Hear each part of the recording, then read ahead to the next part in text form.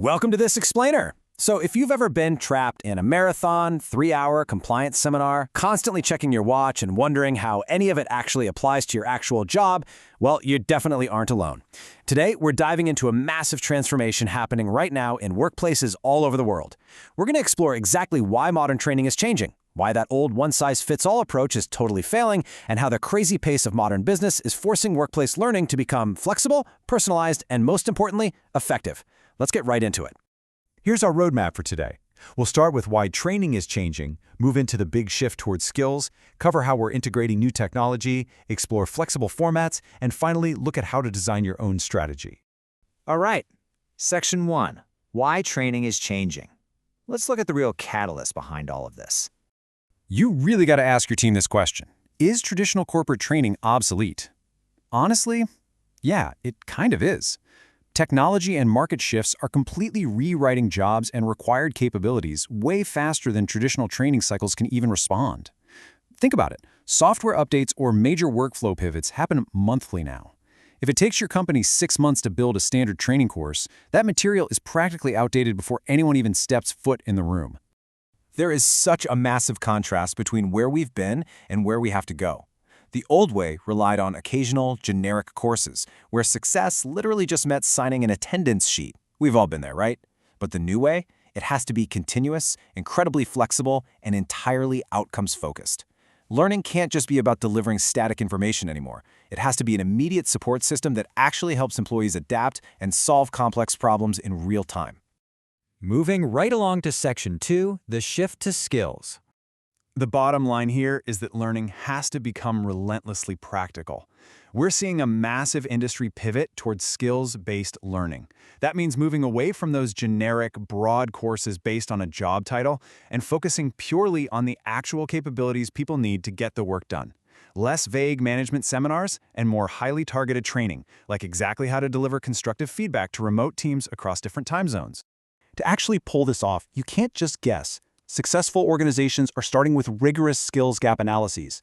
From there, they connect development directly to what actually matters: current responsibilities, future roles, business priorities, tech adoption, leadership capabilities, and internal career pathways. It's like a giant puzzle. Because the market is shifting so fast, aligning your learning directly with business priorities is the absolute only way to ensure your workforce is equipped to execute your strategy.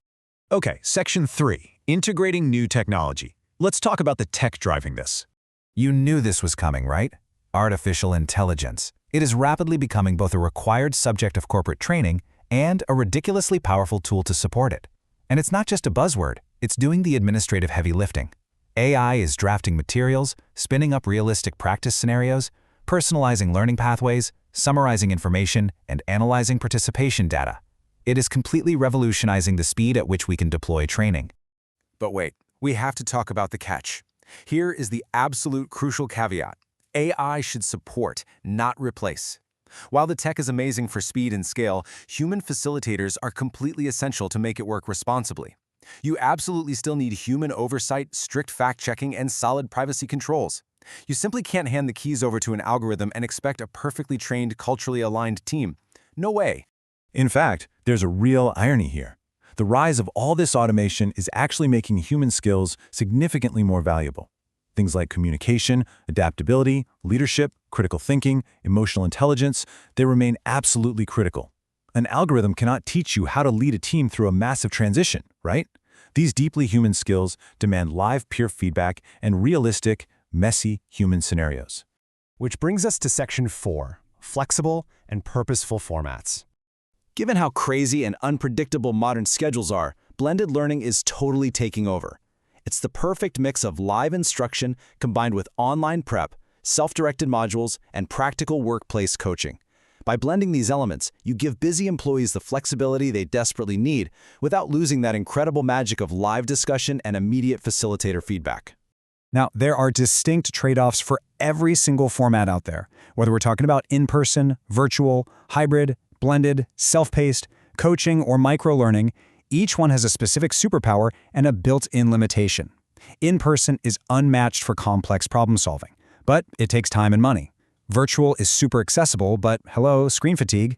It is all about purposefully choosing the right tool for the exact outcome your business needs today. And speaking of picking the right tool, let's talk about micro-learning. This is gaining massive traction as a direct response to our fast-paced environment. It's all about delivering information in tiny, focused units, like a quick 2-minute video showing you how to log an expense in a new software system. It's fantastic for a fast system update, but you wouldn't use it to replace deep development for those complex human skills we just talked about. This all feeds into what the industry calls learning in the flow of work. Think of it kind of like a GPS. It guides you exactly when you need to make a turn rather than forcing you to memorize a massive map months in advance. By providing job aids, templates, or AI knowledge tools right inside the daily workflow, learning becomes immediate and seamlessly integrated. You get the help right when the problem actually arises. All right, let's bring it all home. Section 5, Designing Your Training Strategy. Here is your step-by-step playbook. Start with the required outcome. Select the right format. Design for participation. Prepare your facilitators. Choose the right environment and build and follow up. But listen, step 1 is the golden rule. Always start by defining the required outcome. You have to know exactly what employees should know or change before you ever book a course or pick a shiny new tech platform.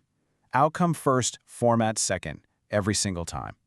And please, don't sleep on step 5, choosing the environment. Digital delivery hasn't killed face-to-face learning, but a bad physical room can absolutely ruin a great training design. If you need in-person collaboration, you need flexible layouts, natural light, rock-solid AV and Wi-Fi, breakout spaces, ergonomic seating, and on-site support. Purpose-built venues, like those from Karsten's, ensure the room actively supports your learning goals rather than fighting against them. Ultimately, because the workplace is changing so incredibly fast, learning can never just be a one-and-done event. It has to be a continuous loop. A one-off course is just going to create basic awareness. If you want true, significant skill development, you need ongoing reinforcement, practical exercises, rigorous manager follow-up, and peer learning. It requires a real, continuous learning culture. So I'm going to leave you with this one provocative question to chew on with your team. Is your training measuring attendance or application? Are you just tracking who showed up, or are you truly measuring the real-world application of those new skills? In a rapidly shifting world, your strategy has to actually change how work gets done. Think about that for your own team. Thanks so much for joining me on this explainer, and I'll catch you on the next one.